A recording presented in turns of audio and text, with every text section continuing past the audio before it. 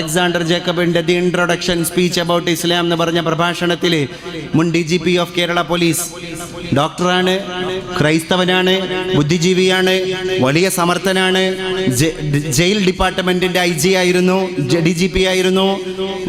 കേരളത്തിൽ ഒരുപാട് മേഖലയിൽ ഇടപെട്ട പരിചയ സമ്പത്തുള്ള, എന്നാൽ ബുദ്ധി വൈഭവമുള്ള, അതിൻ്റെ കൂടെ തന്നെ എല്ലാ സാരാംശങ്ങളെയും ഉൾക്കൊള്ളാനുള്ള പക്വതയുള്ള, വളരെ ഇരുത്തം വന്ന ഒരു പോലീസ് ഉദ്യോഗസ്ഥനാണ് ഡോക്ടർ അലക്സാണ്ടർ ജേക്കബ്. അദ്ദേഹത്തിൻ്റെ മനോഹരമായ പ്രഭാഷണങ്ങളൊക്കെ യൂട്യൂബിൽ വളരെ ഹിറ്റാണ്, വൈറലാണ്. എല്ലാ മതക്കാരും കേൾക്കാൻ ആഗ്രഹിക്കുന്ന ഒരു ചിന്തകൻ കൂടിയാണ് കേരളം കണ്ട പോലീസ് ഉദ്യോഗസ്ഥൻ.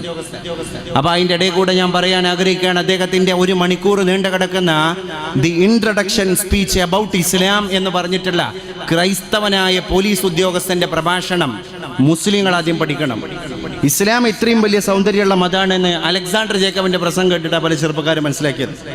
അദ്ദേഹം പറഞ്ഞു, ഇസ്ലാമിൽ മുസ്ലിങ്ങൾ സുജൂദിലേക്ക് പോകുന്നത് കൊണ്ടാണ് ഇബാദത്ത് ചെയ്തുകൊണ്ടിരിക്കുന്ന മുസ്ലിങ്ങൾക്ക് എപ്പോഴും വളരെ പെർഫെക്റ്റ് ആയിട്ട് അവരെ കാണാൻ സാധിക്കുന്നത്. കൃത്യമായിട്ട് നിസ്കരിക്കുന്ന എല്ലാ മുസ്ലിങ്ങളും വളരെ ഉന്മേഷമുള്ള ആൾക്കാരായിട്ട് ഞങ്ങൾ പോലീസുകാർക്ക് കണ്ടെത്താൻ സാധിച്ചിട്ടുണ്ട് എന്ന് അദ്ദേഹം പറയുന്നത്. അപ്പോൾ അദ്ദേഹം പറയാണ്, ഇതിൻ്റെ സാരാംശം ഞങ്ങൾ പരിശോധിച്ചപ്പോൾ ഇതിനകത്ത് ഞങ്ങൾ പോലീസുകാർക്ക് കണ്ടെത്താൻ സാധിച്ചത്, ഹൃദയത്തിൽ നിന്ന് രക്തം തലച്ചോറിലേക്ക് പാസ് ചെയ്യുന്ന പ്രധാന ആരാധനാ രീതി കൈവശമുള്ള ആൾക്കാരാണ് ഇവര്. ഹം ലോഗ് ജബ് सुजूद से जाते हैं, हम सीधा ऐसे ही चलने के वक्त हमारे सर से हमारे ख़याल तक ज़हन सदर से कोई ब्लड सर्कुलेशन नहीं हो जाती है. പക്ഷേ സുജൂദിലേക്ക് നമ്മൾ പോകുന്ന നേരത്ത് ബ്ലഡ് സർക്കുലേഷൻ ഹൃദയത്തിൽ നിന്ന് നേരെ തലച്ചോറിലേക്ക് പമ്പ് ചെയ്യാണ്. കാരണം തല താഴെയും ഹൃദയം മുഴുവൻ.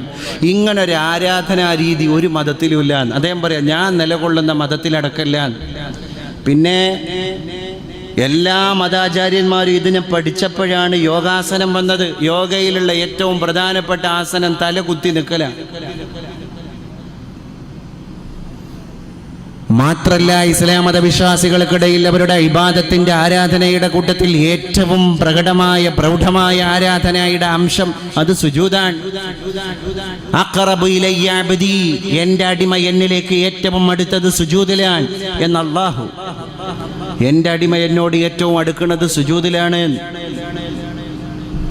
ഇദ്ദേഹം പറയാൻ കേട്ട ഈ മുസ്ലിങ്ങൾ 5 നേരം ഫർളായ നിസ്കാരം മാത്രം നിസ്കരിച്ചു കഴിഞ്ഞാൽ എത്ര നേരാണ് തലച്ചോറും ഹൃദയം രക്ത കൈമാറ്റം നടത്തുന്നത്. അതുകൊണ്ട് ഉന്മേഷം. പിന്നെ അവരുടെ ആരാധനാലയങ്ങളിലേക്ക് കയറി നോക്കുമ്പോൾ തന്നെ നമുക്ക് പഠിക്കാനുള്ളത്, ഒറ്റ മുസ്ലിം നിസ്കാര പള്ളിയും സ്നാനഘട്ടങ്ങളില്ലാത്ത പള്ളികളല്ല. അദ്ദേഹം പറയാൻ, എല്ലാ മുസ്ലിം നിസ്കാര പള്ളിയുടെ മുമ്പിലും പണ്ട് നമ്മൾ സ്രാമ്പ്യ എന്ന് പറഞ്ഞ നിസ്കാര പള്ളി, പണ്ട് തെക്കൻ ഭാഗത്ത് തൈക്കാവ് എന്ന് പറയുന്ന ചെറിയ പള്ളിയുടെ മുമ്പിലടക്കം ഒന്നുക്ക് കുളം അല്ലെങ്കിൽ ഹൗള് അല്ലെങ്കിൽ പൈപ്പ് ഇതില്ലാത്ത മുസ്ലിം പള്ളി ഏതാ? എന്നാ ഒരു പൈപ്പെങ്കിലുമുള്ള ഒരു ക്ഷേത്രമോ ഒരു ക്രൈസ്തവ ദേവാലയമോ ചർച്ചോ ലോകത്തില്ല. അതുകൊണ്ട് മറ്റ് മതങ്ങളുടെ ആരാധനാലയങ്ങൾക്ക് മുറ്റത്ത് സ്നാനഘട്ടങ്ങളില്ല എന്ന് മാത്രമല്ല, ഇസ്ലാമിൻ്റെ ആരാധനാലയങ്ങളിൽ സ്നാനഘട്ടമില്ലാത്ത ഒറ്റ ആരാധനാലയവും ഇല്ല എന്ന് അലക്സാണ്ടർ ജേക്കബ് സമർത്ഥിച്ചു പറഞ്ഞു. അപ്പോൾ പുറം ഭാഗം ശുദ്ധിയാക്കിയിട്ടേ അവർക്ക് അകം ശുദ്ധിയാക്കാൻ പാടുള്ളൂ എന്നർത്ഥം. അകം ശുദ്ധിയാക്കുക എന്ന് പറഞ്ഞാൽ അലാ ബിദിക്രില്ലാഹി തത്മഇന്നുൽ ഖുലൂബ്, അള്ളാഹുവിനെ സ്മരിക്കലാണ് ഇസ്ലാമിൻ്റെ നിസ്കാരം. അള്ളാഹുമായിട്ടുള്ള സംഭാഷണമാണ്, കോൺവെർസേഷൻ ബിറ്റ്വീൻ ഗോഡ്. അടിമയും അള്ളാഹും തമ്മിലുള്ള ഒരു കോൺവെർസേഷനാണ് നിസ്കാരം. മുനാജാത്താൻ ബൈനൽ അബ്ദി വ റബ്ബിഹി. ആ കോൺവെർസേഷനിലേക്ക് കടന്നു പോകണമെങ്കിൽ ശുദ്ധിയാകണം. അപ്പൊ പുറം ശുദ്ധിയാകണതിനെ പറ്റി അദ്ദേഹം പറയാണ്, അവരാദ്യം അവരുടെ അംഗസ്നാനം വുളൂ ചെയ്യുമ്പോൾ മുസ്ലിങ്ങൾ ചെയ്യുന്നത് മുൻകൈ കഴുകലാണ്. എന്തൊരു വലിയ സൈക്കോളജിയാണ്. കാരണം മുൻകൈ എന്ന് പറയുന്നത് small vehicles of human body, മനുഷ്യ ശരീരത്തിലെ ചെറിയ വാഹനങ്ങളാണ്. അത് അവിടെ പിടിച്ച് ഇവിടെ പിടിച്ച് അത് തൊട്ട് ഇത് തൊട്ട് എല്ലാ മാലിന്യങ്ങളിലേക്കും പരതാൻ സാധ്യതയുണ്ട്. മുൻകൈ കഴുകിയിട്ടേ അവരുടെ വുളൂ തുടങ്ങാൻ പാടുള്ളൂ. എത്രത്തോളം എന്ന് വെച്ചാൽ, രാത്രി കടന്നുറങ്ങിയ മനുഷ്യൻ ഹൗദിൽ പോയിട്ട് വുളൂ ചെയ്യുമ്പോൾ അതിൻ്റെ ചിട്ടടക്കം ഇസ്ലാം പഠിപ്പിച്ചു. കുറച്ച് വെള്ളം ഒരു പാത്രത്തിൽ പുറത്തേക്ക് എടുത്തിട്ട് പുറത്തേക്ക് കഴുകണം. ആ സ്നാനഘട്ടത്തിലേക്ക് ഹൗദിലേക്ക് കൈയിട്ട് കഴുകരുത്. കാരണം ലാ യഅരിഫ് ഐന ബാതത് യദുഹു എന്ന് പോലെ ഇസ്ലാം പറഞ്ഞു. ഇത്രയും സൂക്ഷ്മമായിട്ട് മുൻകൈ കഴുകി വായിൽ വെള്ളം കൊപ്പിളിക്കുന്നതിൻ്റെ കൂടെ മൂക്കിൽ വെള്ളം കയറ്റുന്നു, ഇടത് കൈ കൊണ്ട് ചീറ്റുന്നു. പൊടിപടലങ്ങൾ ഏറ്റവും കൂടുതൽ കടന്നു വരുന്ന ഇന്നത്തെ കാലം, വാഹനങ്ങളാവട്ടെ, കെട്ടിടങ്ങളാകട്ടെ, നിർമ്മാണ മേഖലകളാകട്ടെ, ഒരു വഴിക്ക് നമുക്ക് പോകാൻ പറ്റും. ചെറിയ കുട്ടികൾക്കടക്കം അലർജി, ആസ്തമ. അതുകൊണ്ട് പൾമോളജി വിദഗ്ധന്മാരുടെ, ചെസ്റ്റ് വിദഗ്ധന്മാരുടെ, നെഞ്ചുരോഗ വിദഗ്ധന്മാരുടെ സമ്മേളനം നാളെ നടക്കാൻ പോവുകയാണ് മലപ്പുറം ജില്ലയിൽ. ഏറ്റവും കൂടുതൽ തിരക്കുള്ള മെഡിക്കൽ ഡിപ്പാർട്ട്മെന്റ് ആയിട്ട് പുൽമോളജി മാറി. എന്താ കാരണം? അലർജി ഡിപ്പാർട്ട്മെന്റിന്റെ ആൾക്കാർക്ക് തിരക്ക് കൂടി. ചെറിയ കുട്ടികൾക്കടക്കം തുമ്മല്, ചെറിയ കുട്ടികൾക്കടക്കം ആസ്തമ. അവസാനം മെഡിക്കൽ സയൻസ് തന്നെ പറയുകയാണ്, ഈ മൂക്കിലൂടെ പൊടിപടലങ്ങൾ കയറി അത് മസ്തിഷ്കങ്ങളിലേക്ക് കടന്നുപോയി ബ്രെയിൻ ട്യൂമർ ആകാനുള്ള സാധ്യത അടക്കണ്ട്. മുസ്ലിങ്ങൾ 5 നേരത്തെ വുളൂഇൽ പറയുന്നത് മൂക്കിൽ വെള്ളം കയറ്റുകയും ചീറ്റുകയും ചെയ്യണമെന്നാണ്. ഈ പൊടി ഒരിക്കലും ദ്രവിച്ച് അല്ലെങ്കിൽ വലിയ വലിയ കെമിക്കലുകളായി മനുഷ്യ മസ്തിഷ്കത്തിലേക്ക് പോകാതിരിക്കാൻ ഇത് മുസ്ലിങ്ങളെ അവരുടെ വുളൂ സഹായിച്ചുകൊണ്ടിരിക്കുന്നു എന്നും അലക്സാണ്ടർ ജേക്കബ് പറയുകയാണ്. അങ്ങനെ ഓരോന്നും. നമ്മുടെ തലച്ചോറ്, തല തടവലൊരു പ്രധാന ഇനമാണ്. വുളൂഇന്റെ കൂട്ടത്തിൽ തല തടവുക. ഈ തല തടവുക എന്ന് പറഞ്ഞാൽ ചില്ലറ കാര്യമല്ല. തലയുടെ മുകളിലൂടെയാണ് മസ്തിഷ്കത്തിൽ നിന്നുള്ള ഉണർവിന്റെ എല്ലാ ഞരമ്പുകളും മൂർധാവിലൂടെ പാസ് ചെയ്യണത്. കൃത്യമായിട്ട് ഒരാൾ തല തടവി കഴിഞ്ഞാൽ അദ്ദേഹത്തിന്റെ മനസ്സ് ഉണരും, മസ്തിഷ്കം ഉണരും എന്നാണ്. എന്തെങ്കിലും ഒരു അൺകോൺഷ്യസ് ആയിട്ട് ഇരിക്കുകയാണെങ്കിൽ തലയിൽ കുറച്ച് വെള്ളം ഒഴിച്ചാൽ മതി, ഒന്ന് ഫ്രഷ് ആവാൻ. മുഖത്ത് കുറച്ച് വെള്ളം ഒഴിച്ചാലും ഫ്രഷ് ആവും. അതുകൊണ്ട് ആ ബോധരഹിതനായ മനുഷ്യന്റെ മുഖത്തേക്ക് വെള്ളം കുടഞ്ഞാലേ ബോധം തെളിയുള്ളൂ. മുസ്ലിങ്ങൾ 5 നേരം ഉപബോധത്തിൽ നിന്ന് വെള്ളം കുടഞ്ഞിട്ട് അപബോധത്തിലേക്ക് തിരിച്ചു വരികയാണെന്ന് അദ്ദേഹം പറയാൻ. മുഖത്ത് വെള്ളാക്കണം, തലയിൽ വെള്ളം തടവണം.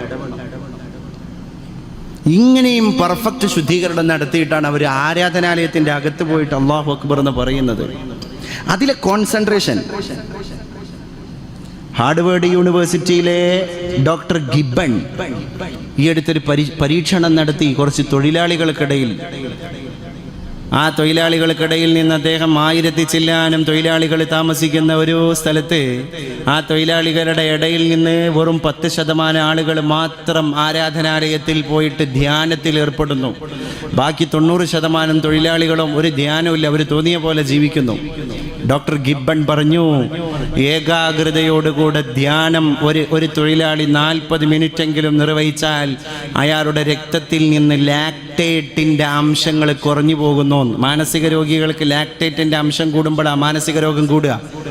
ഈ ലാക്ടേറ്റിന്റെ അംശം കുറക്കാൻ 100 ഗുളിക കഴിക്കുന്ന സ്ഥാനത്താണ് മുസ്ലിങ്ങളുടെ ഒരു ദിവസത്തെ നിസ്കാരം. ഒരു നേരത്തെ അല്ല, ഒരു ദിവസത്തെ നിസ്കാരം. ഡോക്ടർ ഗിബ്ബൺ പറഞ്ഞു, അതുകൊണ്ട് അറ്റ്ലീസ്റ്റ് ഏതൊരു മതക്കാരനും 40 മിനിറ്റ് പെർ ഡേ, ഒരു ദിവസം 40 മിനിറ്റ് ധ്യാനത്തിൽ ഏർപ്പെടണം. ധ്യാനം എന്ന് പറഞ്ഞാൽ ഒരു ചിന്തയിലേക്ക്, ഒരു പോയിന്റിലേക്ക് മാത്രം മനസ്സ് കേന്ദ്രീകരിച്ചിട്ട് 40 മിനിറ്റ് ധ്യാനം നിർവഹിക്കണം. ശരിക്കും നമ്മളെ മുസ്ലിങ്ങളുടെ 5 വക്ത നിസ്കാരം ഒന്നിച്ചു കൂട്ടിയാൽ 40 മിനിറ്റാണ് ആവറേജ് ടൈം. ഒരു 1000 ഗുളിക മാനസിക രോഗി കുടിക്കുന്ന 1000 ഗുളികയേക്കാൾ രക്തത്തിലെ ലാക്ടേറ്റിന്റെ അളവിനെ കുറക്കുന്നത് നിസ്കാരാണ്. എന്തൊരു വലിയ വാക്കാണ്. അലാ ബിദിക്രില്ലാഹി തത്മഇന്നുൽ ഖുലൂബ്. മനുഷ്യരെ, നിങ്ങളുടെ ഹൃദയങ്ങൾക്ക് സമാധാനം വേണമെങ്കിൽ നിങ്ങൾ ദൈവസ്മരണയിലേക്ക് കടന്നു വരിക. ദൈവസ്മരണ കൊണ്ടാണ് നിങ്ങൾക്ക് സമാധാനം, നിങ്ങൾക്ക് ആശ്വാസം. അതുകൊണ്ട് അല്ലാഹുവിലേക്ക് മടങ്ങിപ്പോവുക. അലാ ബിദിക്രില്ലാഹി തത്മഇന്നുൽ ഖുലൂബ്. അതുകൊണ്ടാണ് നിസ്കാരം എന്റെയും അടിമയുടെയും ഇടയിലുള്ള സംഭാഷണമാണ് എന്ന് അല്ലാഹു പറയുന്നത്. എൻ്റെ അടിമ എന്നോട് സംഭാഷണം നടത്തിക്കൊണ്ടിരിക്കുകയാണ്. അവിടെയാണ് നിസ്കാരത്തിലേക്ക് കടക്കുന്നതിന്റെ മുമ്പേ നമ്മൾ പ്രതിജ്ഞ എടുക്കുന്നത്. ഇന്ന സ്വലാത്തി വനുസുകി വമഹ്യായ വമമാതി ലില്ലാഹി റബ്ബിൽ ആലമീൻ. എൻ്റെ നിസ്കാരം, എൻ്റെ ആരാധന, എൻ്റെ ജീവിതം, എൻ്റെ മരണം അല്ലാഹുവേ നിനക്ക് വേണ്ടി മാത്രമാണ്. ലാ ശരീക ലഹു, അവന് പങ്കുകാരില്ല. വബിദാലിക ഉമിർതു, അതുകൊണ്ടാണ് ഞാൻ കൽപ്പിക്കപ്പെട്ടത്. വഅന മിനൽ മുസ്ലിമീൻ,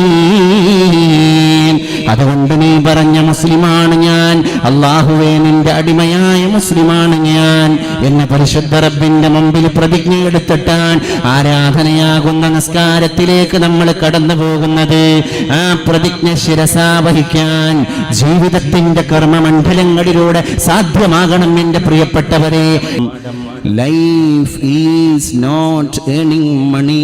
ജീവിതം എന്ന് പറയുന്നത് ഒരുപാട് സമ്പാദിക്കലല്ല, അതിൻ്റെ അപ്പുറത്ത് സ്നേഹത്തിൻ്റെ സമ്പാദനം, അതിൻ്റെ അപ്പുറത്ത് മനുഷ്യത്വത്തിൻ്റെ സമ്പാദനം, അതിൻ്റെ അപ്പുറത്ത് മാനേഴ്സിൻ്റെ സമ്പാദനം, അതിൻ്റെ അപ്പുറത്ത് ബിഹേവിയറിൻ്റെ സമ്പാദനം, അതിൻ്റെ അപ്പുറത്ത് കൾച്ചറിൻ്റെ സമ്പാദനം, അതിൻ്റെ അപ്പുറത്താണ് സിവിലൈസേഷന്റെ സമ്പാദനം. അതുകൊണ്ട് മനുഷ്യത്വത്തെ സമ്പാദിക്കാൻ നമ്മളൊരു സമയം കണ്ടെത്തുക. ഇത് ദുനിയാവാണ് എൻ്റെ പ്രിയപ്പെട്ടവരെ. അവിടെയാണ് ഇസ്ലാം അതിന്റെ മനുഷ്യത്വത്തെ തെളിയിച്ചു കൊണ്ടിരിക്കുന്നത്. റോമാ സാമ്രാജ്യത്തിന്റെ മണലാരണ്യത്തിലൂടെ നട്ടുച്ച നേരത്തൊരു മനുഷ്യൻ നടന്നു പോവുകയാണ്. ചരിത്രം ആ മനുഷ്യനെ പേര് വിളിച്ചത് ബുദ്ധിജീവിയായ ഡയോജനിസ് എന്നാണ്. ഡയോജനിസ് ആ നേരത്തും റാന്തൽ വിളക്ക് കത്തിക്കുകയാണ്. കയ്യിൽ എന്തിനാണ് ഒരു റാന്തൽ? സൂര്യൻ നട്ടുച്ചക്ക് കത്തിജ്വലിക്കുകയാണ്.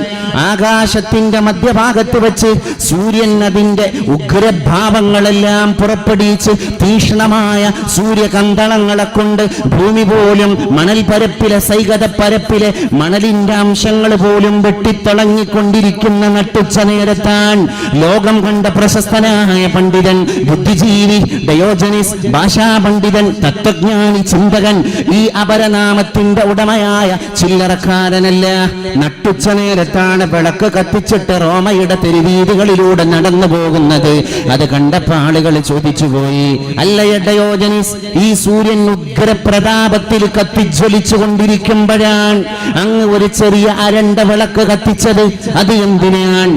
വല്ലാത്ത വിരോധാഭാസമാണ്. അങ്ങാണെങ്കിൽ ലോകത്തിന്റെ പേര് കേട്ട ബുദ്ധിജീവി, അങ്ങ് പണ്ഡിതൻ, അങ്ങ് സമർത്ഥൻ, അങ്ങ് ചിന്തകൻ, അങ്ങ് തത്വജ്ഞാനി, അങ്ങ് ഭാഷാപടു, ഈ വലിയ മനുഷ്യനാണ് സൂര്യൻ ജ്വലിക്കുമ്പോ ഒരു വിളക്ക് കത്തിച്ച് നടക്കുന്നത്. ഇത് വിഡ്ഢിത്തമല്ലയോ ഡയോജനിസ് എന്ന് ചോദിച്ചപ്പോ ആ ചോദ്യകർത്താക്കളായ ജനങ്ങളോട് പണ്ഡിതനായ ബുദ്ധിജീവിയായ ഡയോജനിസ് പറഞ്ഞുപോയി, അല്ല, ഞാൻ മനുഷ്യനെ തിരയുകയാണ്. ഓരോ മനുഷ്യന്റെയും ഹൃദയത്തിന്റെ ഉള്ളിൽ ഇരുട്ട് കയറിയിരിക്കുകയാണ്.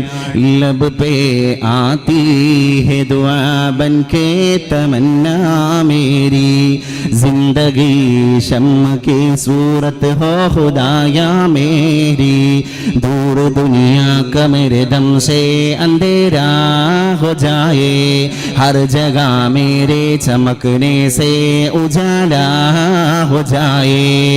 അല്ലാമ മുഹമ്മദ് ഇഖ്ബാലിന്റെ ലോക പ്രശസ്തമായ ഒരു കവിതയുണ്ട്. ആ കവിതയുടെ ശീർഷകം ബച്ചേ കി ദുആ, ഒരു കൊച്ചുകുട്ടിയുടെ പ്രാർത്ഥന എന്നാണ്. ഇഖ്ബാൽ സ്വപ്നം കാണുന്ന കുട്ടി ഒരു പള്ളിയിലേക്ക് ദർസ് പഠിക്കാൻ പോകുന്ന ഒരു മുതല്ലിമാണ്. അല്ലാമ ഇഖ്ബാൽ സ്വപ്നം കാണുന്ന കുട്ടി ശുഭ്രവസ്ത്രധാരിയായ ഒരു തൊപ്പിയും തലപ്പാവും ധരിച്ച അള്ളാഹുവിന്റെ ഇൽമ പഠിക്കാൻ മതകലാലയത്തിലേക്ക്, അറബിക് കോളേജിലേക്ക്, ശരീഅത്ത് കോളേജിലേക്ക് കടന്നു പോകുന്ന ഒരു കുഞ്ഞുമോനാണ്. ആ കൊച്ചുകുട്ടി പരിശുദ്ധ തമ്പുരാനോട് ദുആ ചെയ്യുകയാണ്, അല്ലാഹുവേ ലബ് പേ ആതി ഹെ ദുആ ബൻ കെ തമന്നാ മേരി, എന്റെ ചുണ്ടിലേക്ക് ഒരു പ്രാർത്ഥന കടന്നു വരുന്നുണ്ട് തമ്പുരാനെ. അത് മറ്റൊന്നുമല്ല, സിന്ദഗി ശമ്മ കി സൂറത്ത് ഹോ ഖുദായാ മേരി, അല്ലാഹുവേ എന്റെ ജീവിതം ഒരു മെഴുകുതിരി പോലെ വെട്ടിത്തിളങ്ങണം തമ്പുരാനെ. എന്റെ നാടിന് പ്രകാശം കൊടുക്കാൻ എനിക്ക് സാധ്യമാകണം തമ്പുരാനെ. എന്റെ നാട് മുഴുവൻ ഇരുട്ടിലാണ്. അക്രമത്തിന്റെ ഇരുട്ട്, അരാജകത്വത്തിന്റെ ഇരുട്ട്, അസഹിഷ്ണുതയുടെ ഇരുട്ട്, വാട്സപ്പിന്റെ തിരക്കിൽ സ്വന്തം രക്തബന്ധത്തെ മറന്നുപോയതിന്റെ ഇരുട്ട്, സോഷ്യൽ മീഡിയയുടെ തിരക്കിൽ ഉമ്മാന്റെ നടുവേദനക്ക് മരുന്ന് വാങ്ങിക്കൊടുക്കാൻ സമയം കിട്ടാതെ പോയ ചെറുപ്പക്കാരന്റെ ഹൃദയത്തിലേക്ക് അവന് പോലും അറിയാതെ വന്നുകൂടിയ ഇരുട്ട്, ഫേസ്ബുക്ക് ഫ്രണ്ടിനെ തകർക്കാനുള്ള ഓട്ടത്തിന്റെ ഇടയിൽ ഫേസ്ബുക്ക് വാട്സപ്പിന്റെയും ഫേസ്ബുക്കിന്റെയും ഫോളോവേഴ്സിന്റെ എണ്ണം വർദ്ധിപ്പിക്കാനുള്ള തുരിതുര ഓട്ടത്തിന്റെ ഇടയിൽ സ്വന്തം പെങ്ങളെ കെട്ടിച്ച വീട്ടിലുള്ള പ്രാരാബ്ദങ്ങളെ തിരിച്ചറിയാൻ മറന്നുപോയ തിരക്ക്, അത്തരത്തിലുള്ള ഒരു വലിയ ഇരുട്ടിലാണ് നമ്മളെല്ലാം. ആ കൊച്ചുകുട്ടി ദുആ ചെയ്യുകയാണ്, ദൂർ ദുനിയാ का मेरे दम से अंधेरा हो जाए, हर जगह मेरे चमकने से उजाला हो जाए. അല്ലാഹുവേ, ഞാൻ ഇൽമ എൻ്റെ ഉള്ളിലേക്ക് പ്രവേശിക്കുന്നതോടുകൂടെ എൻ്റെ നാട്ടിന് ഞാൻ വെളിച്ചമാകണം. പരിശുദ്ധ ഇൽമിൻ്റെ വിജ്ഞാനത്തിൻ്റെ പ്രകാശകിരണങ്ങൾ എൻ്റെ ഹൃദയത്തിലേക്ക് വിരുന്നു വന്നു കഴിഞ്ഞാൽ ആ പ്രകാശകിരണങ്ങളാണ് എൻ്റെ നാടിൻ്റെ വെളിച്ചം തമ്പുരാനെ എന്ന് കൊച്ചുകുട്ടി പോലും സ്വപ്നം കണ്ടിട്ട് പറയുകയാണ്. അതുകൊണ്ട് പരിശുദ്ധ ഇസ്ലാമിൻ്റെ ഭക്താക്കളാകണം നമ്മൾ തന്നെയാണ് ഇസ്ലാം. ഇസ്ലാം എന്ന് പറയുന്നത് ഒരു പള്ളിയോ പള്ളിക്കൂടമോ അല്ല. ഇസ്ലാം എന്ന് പറയുന്നത് ഒരു മതകലാലയമല്ല. ഇസ്ലാം എന്ന് പറയുന്നത് ഒരു പരിശുദ്ധ ഖുർആനിന്റെ കോപ്പി പോലുമല്ല. ഇസ്ലാമിന്റെ ജീവിതം നമ്മളാണ്. ഈ ജീവിച്ചു കൊണ്ടിരിക്കുന്ന നമ്മളാണ് ഇസ്ലാമിന്റെ ഇന്ന് ജീവിച്ചു കൊണ്ടിരിക്കുന്ന വർത്തമാന ലോകത്തെ ഇസ്ലാം. ഒരു ഗ്രാമത്തിലെ മുഴുവൻ ചെറുപ്പക്കാർ മദ്യപാനികളാണെങ്കിൽ മറ്റുള്ള മതസ്ഥർ അവരെ പറ്റി മനസ്സിലാക്കുകയാണ്. ഇസ്ലാം മദ്യപാനം അനുവദനീയമാക്കിയ മതമാണ്. അതുകൊണ്ട് നമ്മുടെ ജീവിതം, നമ്മുടെ സംസ്കാരം, നമ്മുടെ ഇടപെടൽ, നമ്മുടെ ഭാഷ, നമ്മുടെ വേഷം, നമ്മുടെ പ്രയോഗം, നമ്മുടെ ഇന്റർപ്രിട്ടേഷൻ, നമ്മുടെ എല്ലാ കൈകാര്യങ്ങളും ഒരു പരിശുദ്ധ മതത്തിന്റെ ചിഹ്നങ്ങളിലൂടെ കടന്നു പോകണം. അപ്പോഴാണ് ഇസ്ലാമിനെ ലോകം വായിക്കുന്നത് എന്ന് നമ്മൾ മനസ്സിലാക്കേണ്ടതുണ്ട്. കറുത്ത വർഗക്കാരൻ പീഡിപ്പിക്കപ്പെട്ട അമേരിക്കയിൽ കറുത്ത വർഗക്കാരൻ നീഗ്രോ അടിമയുടെ തൊടയിലെ മാംസം വെള്ളക്കാരന്റെ തൊലി വെളുത്തുപോയ സവർണന്റെ വീട്ടിലുള്ള വളർത്തു പട്ടിയുടെ പല്ലിന്റെ മൂർച്ച പരിശോധിക്കാൻ ഉപയോഗിക്കപ്പെട്ട ഒരു കാലഘട്ടം അമേരിക്കയിലൂടെ കടന്നുപോയി നമ്മൾ ഓർക്കണം.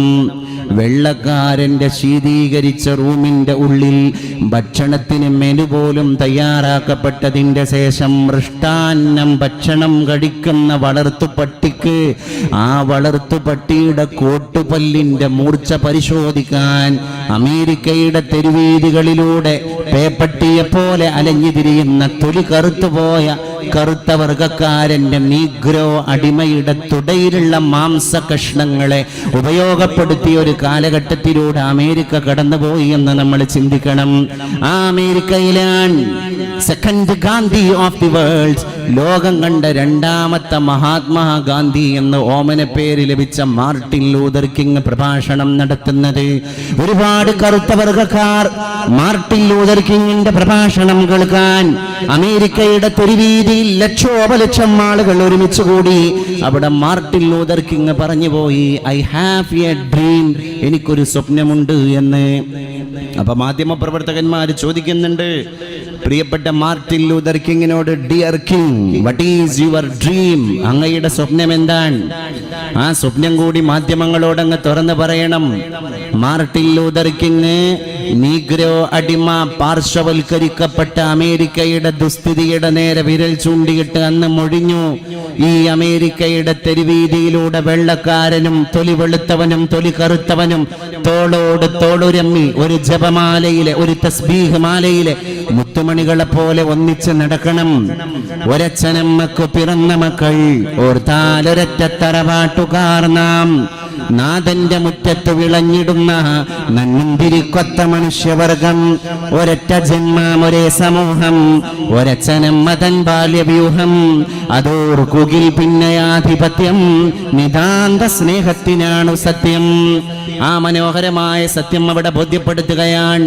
മാർട്ടിൻ ലൂതർ കിങ്ങിനോട് പത്രപ്രവർത്തകർ ചോദിച്ചു, മാധ്യമ പ്രവർത്തകർ ചോദിച്ചു, ഈ അമേരിക്കയിൽ വെള്ളക്കാരന്റെ നിഷ്ഠൂരമായ അക്രമങ്ങൾക്ക് ബലിയാടായി പോകുന്ന കറുത്ത വർഗക്കാരന് അങ്ങനെ ഒരു സ്വപ്നം പൂവണിയുമോ എന്ന് ചോദിച്ചപ്പോൾ അറേബ്യൻ മണലാരണ്യത്തിന്റെ 14 മുമ്പുള്ള കാഴ്ചയിലേക്ക് നീഗ്രോ വർഗക്കാരന്റെ നേതാവ്, കറുത്തവന്റെ നേതാവ്, ലോകം കണ്ട രണ്ടാമത്തെ ഗാന്ധി മാർട്ടിൻ ലൂതർ കിങ് ജനങ്ങളെ കൊണ്ടുപോവുകയാണ്.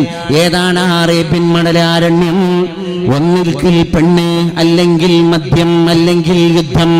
ഇതില്ലാതെ എന്റെ ജീവിതത്തിന് മറ്റൊരു സ്വപ്നമില്ല എന്ന് പറഞ്ഞ കാട്ടറബി, ആ കാട്ടറബിയുടെ കൈ പിടിച്ചു കൊണ്ടുവന്നിട്ടാണ് പറയുന്നത്, ലാ ഫളല ലി അറബിയ്യിൻ അലാ അജമീൻ. അറബിയായ മനുഷ്യന് അനറബിയേക്കാൾ വ്യത്യാസമില്ല. വലാ ഫളല ലി അജമിയ്യിൻ അലാ അറബിയ്യിൻ. അനറബിയായ മനുഷ്യന് അറബിയേക്കാളും സ്ഥാനാന്തരങ്ങളില്ല. വലാ ലി അബ്യദ അലാ അസ്വദ്. തൊലി വെളുത്തുപോയവന് കറുത്തവനേക്കാൾ വ്യത്യാസമില്ല. വലാ ലി അസ്വദ അലാ അബ്യദ്. തൊലി വെളുത്തുപോയവനേക്കാൾ കറുത്തവനും സ്ഥാനങ്ങളില്ല. ഇല്ലാ ബിത്തഖ്വാ. ഹൃദയത്തിന്റെ ഉള്ളിലുള്ള ഭയഭക്തി നോക്കിയിട്ടാണ് ആളുകൾ നിർണയിക്കപ്പെടുക. ഇതാണ് മാർട്ടിൻ ലൂതർ കിങ്ങിന് ജനങ്ങളോട് പറയാനുണ്ടായിരുന്നത്. 14 മുമ്പുണ്ടായിരുന്ന അപരിഷ്കൃതമായ അറേബ്യൻ നാടിനെ എങ്ങനെയാണ് പരിശുദ്ധ തിരുമേനി മാറ്റിയെടുത്തത്? 23 സംവത്സരങ്ങളെ കൊണ്ട് പെണ്ണിന് മോചനം, 23 കൊല്ലം കൊണ്ട് അടിമയുടെ കണ്ണീരൊപ്പുകയാണ്, 23 വർഷം കൊണ്ട് സ്ത്രീക്ക് സനാതന മൂല്യങ്ങൾ കൊടുക്കുകയാണ്, 23 വർഷം കൊണ്ട് തൊഴിലാളിയുടെ വിയർപ്പ് പറ്റുന്നതിന്റെ മുമ്പ് വേതനം അവന്റെ കയ്യിൽ ഏൽപ്പിച്ചു കൊടുക്കുകയാണ്, 23 വർഷം കൊണ്ട് ചങ്ങലകളെ കൊണ്ട് കയ്യാമം വെക്കപ്പെട്ടവന്റെ കയ്യാമങ്ങളെ പൊട്ടിച്ചെറിയുകയാണ്, 23 വർഷം കൊണ്ട് കുഞ്ഞുങ്ങളോട് ചേരുമ്പോ കുഞ്ഞാവണം എന്ന അധ്യാപനം ലോകത്ത് വിളംബരം ചെയ്യപ്പെടുകയാണ്, 23 വർഷം കൊണ്ട് വിജ്ഞാനങ്ങളുടെ ശ്രീകോവിലിലേക്ക് അധസ്ഥിതനായ മനുഷ്യനെ വഴി നടത്തപ്പെടുകയാണ്, 23 വർഷം കൊണ്ട് സയൻസ് ഇല്ലാത്ത ടെക്നോളജി ഇല്ലാത്ത ലോകത്തിന്റെ ജനങ്ങളോട് ഒട്ടകം എങ്ങനെ പടക്കപ്പെട്ടു സോളജി പഠിക്കണം, ആകാശം എങ്ങനെ ഉയർത്തപ്പെട്ടു ആസ്ട്രോളജി പഠിക്കണം, ശാസ്ത്രത്തിന്റെ ശാഖകളുടെ പുതിയ കവാടങ്ങൾ തുറക്കപ്പെടുകയാണ്, 23 സംവത്സരങ്ങളെ കൊണ്ട് ഉഭയകക്ഷി ബന്ധങ്ങൾ രൂഢമൂലമാവുകയാണ്, 23 വർഷം കൊണ്ട് കിസ്റ കൈസർ രാജാവുമായിട്ടുള്ള സൗഹൃദ സംഭാഷണത്തിലൂടെ മറ്റു മതക്കാരോട് നല്ല രീതിയിലുള്ള സഹവർത്തിത്വത്തിന്റെ മര്യാദ വേണം എന്ന പുതിയ പാഠം ലോകം കേൾക്കുകയാണ്, 23 വർഷം കൊണ്ട് നജ്റാനിൽ നിന്ന് കടന്നു വന്ന ക്രൈസ്തവർക്ക് തവാഫ് ചെയ്യുന്ന മതാഫിൽ നിന്ന് മുസ്ലിങ്ങളെ മാറ്റിക്കൊടുത്തിട്ട് അവരുടെ ആരാധന നിർവഹിക്കാനുള്ള സ്വാതന്ത്ര്യത്തിന്റെ മഹോന്നതമായ ഒരു കവാടം തുറക്കപ്പെടുന്നതോടുകൂടെ ലോകത്ത് ഇസ്ലാം സഹിഷ്ണുതയുടെ മതമായി തീരുകയാണ്. എത്ര വലിയ വിപ്ലവങ്ങൾ, എത്ര വലിയ മൂല്യങ്ങൾ, എത്ര വലിയ സംസ്കാരങ്ങൾ, ആ മൂല്യമഹോ ജയിപ്പൂ, ആ സ്നേഹമഹോ ജയിപ്പൂ. അതുകൊണ്ട് മുസ്ലിമേ, നമ്മളാണ് പരിശുദ്ധ പ്രവാചക തിരുമേനി ഏൽപ്പിച്ചു പോയ ഖലീഫമാർ. അവിടുന്ന് കയ്യിൽ ദൗത്യം ഏൽപ്പിച്ചു തന്ന ഖലീഫമാരാണ്. ആ ഖലീഫമാരായിരിക്കുന്ന നമ്മളൊക്കെ പരിശുദ്ധ മതത്തിന്റെ ദൗത്യം വേണ്ട രീതിയിൽ ഏറ്റെടുത്ത് നമ്മുടെ ജീവിതത്തിന്റെ സൗന്ദര്യം, ഇസ്ലാമിന്റെ സൗന്ദര്യം, ഇന്നല്ലാഹ ജമീൽ, അള്ളാഹു എത്ര ഭംഗിയുള്ളവനാണ്, വയുഹിബ്ബുൽ ജമാൽ, അള്ളാഹു സൗന്ദര്യം ഇഷ്ടപ്പെടുന്നവനാണ്, അള്ളാഹു സൗന്ദര്യവാനാണ്, അള്ളാഹു സൗന്ദര്യം ഇഷ്ടപ്പെടുന്നവനാണ് എന്ന് പറഞ്ഞ വാക്കിന്റെ അർത്ഥം എന്താണ്? പരിശുദ്ധ തമ്പുരാന്റെ സൗന്ദര്യം, ഇടപെടലിന്റെ സൗന്ദര്യം, അള്ളാഹുവിന്റെ സൗന്ദര്യം, അടിമയോടുള്ള വാത്സല്യത്തിന്റെ സൗന്ദര്യം, അള്ളാഹുവിന്റെ സൗന്ദര്യം, ഈ പ്രപഞ്ച നിർമ്മാണത്തിന്റെ സൗന്ദര്യം, പ്രകൃതിയുടെ ഒരു സൗന്ദര്യം നമ്മൾ വായിക്കണം. ഒരു മഴ പെയ്യുമ്പോ പോലും അവിടെ സംഗീതമാണ്, ഒരു പക്ഷിയുടെ കളകളാരവം മുഴങ്ങുമ്പോ അവിടെ സംഗീതമാണ്, ഒരു അരുവി ചാലിട്ടൊഴുകിക്കൊണ്ടിരിക്കുമ്പോ അവിടെ സംഗീതമാണ്. 2 വെള്ളാരം കല്ലുകൾ പ്രകൃതി ദുരന്തത്തിന്റെയോ പ്രകൃതി പ്രതിഭാസത്തിന്റെയോ ഭാഗമായി ഒന്ന് കൂട്ടിമുട്ടുമ്പോ ഇത്രകാലം കേൾക്കാത്ത ഒരു ശബ്ദം അവിടെ ഉൽപ്പാദിപ്പിക്കപ്പെടുകയാണ്. അത് പ്രകൃതിയുടെ സംഗീതമാണ്. എല്ലാം സംഗീതം. കാറ്റ് പോലും പ്രകൃതിയുടെ താളമാണ്. ഈ കാറ്റ് വന്നിട്ട് കാട്ടിലെ മുളങ്കൂട്ടങ്ങളിലേക്ക്, മുളങ്കാടുകളിലേക്ക്, ഈറക്കൂട്ടങ്ങളിലേക്ക്, ഓടക്കൂട്ടങ്ങളിലേക്ക് കാറ്റ് മെല്ലെ തഴുകി തലോടുമ്പോ ഒരു മുള മറ്റൊരു മുളയോട് ആലിംഗനത്തിൽ ഏർപ്പെടുകയാണ്. ഒരു മരക്കൊമ്പ് മറ്റൊരു മരക്കൊമ്പിനോട് പരിരംഭണം നടത്തുകയാണ്. ഒരു ശിഖിരം മറ്റൊരു ശിഖിരത്തെ ആശ്ലേഷം ചെയ്യുകയാണ്. ഒരു ശാഖ മറ്റൊരു ശാഖയോട് പരസ്പരം ഹസ്തദാനങ്ങളിൽ ഏർപ്പെടുകയാണ്. അവിടെയെല്ലാം പ്രകൃതിയുടെ പുതിയ സംഗീതം രൂപപ്പെടുകയാണ്. അവിടെയെല്ലാം പ്രപഞ്ചത്തിന്റെ സൗന്ദര്യം നമ്മൾ കാണുകയാണ്. അതുകൊണ്ടാണ് ലോകം കണ്ട ഒരു പ്രശസ്തനായ പണ്ഡിതൻ പറഞ്ഞു, സൂഫിയായ മനുഷ്യൻ പറഞ്ഞു, നിങ്ങൾ ആഴ്ചയിൽ ഒരു ദിവസമെങ്കിലും ഒരു പൂന്തോട്ടം കാണാൻ പോകണം. നിങ്ങൾ ആഴ്ചയിൽ ഒരു ദിവസമെങ്കിലും ഒരു പച്ചപ്പ് കാണാൻ പോകണം. അതിന് ഏതെങ്കിലും അന്റാർട്ടിക്കയിലേക്ക് ടൂർ പോകണം എന്നില്ല. പിന്നെ ഈ വെന്നിയൂരിന്റെ പരിസര പ്രദേശങ്ങളിലൂടെ നടന്നു പോകുമ്പോ നമ്മുടെ സൈഡുകളിൽ, ഇരുവശങ്ങളിൽ പച്ചപ്പോടുകൂടെ നിലകൊള്ളുന്ന തളിർത്ത് തരളിതമായ പുൽപ്പാടങ്ങൾ കണ്ടിട്ട് റബ്ബനാ മാ ഖലഖത ഹാദാ ബാതില, അല്ലാഹുവേ നീ ഇതൊന്നും വെറുതെ പടച്ചതല്ല തമ്പുരാനെ എന്ന് പറഞ്ഞിട്ട് റബ്ബിലേക്ക് കടന്നു പോകുന്ന ഒരു പ്രയാണം. അത് ഇസ്ലാമാണ്, അത് ഇസ്ലാമിന്റെ സൗന്ദര്യാണ്. അപ്പൊ പള്ളിയുടെ ഉള്ളിൽ മാത്രമല്ല ഇസ്ലാം കിടക്കണത് എന്നുള്ളത് മനസ്സിലാക്കണം. അട്ടേർലി നമ്മുടെ ലൈഫിൽ മുഴുവൻ ഇസ്ലാം അങ്ങനെ മുഴച്ചു നിൽക്കണം.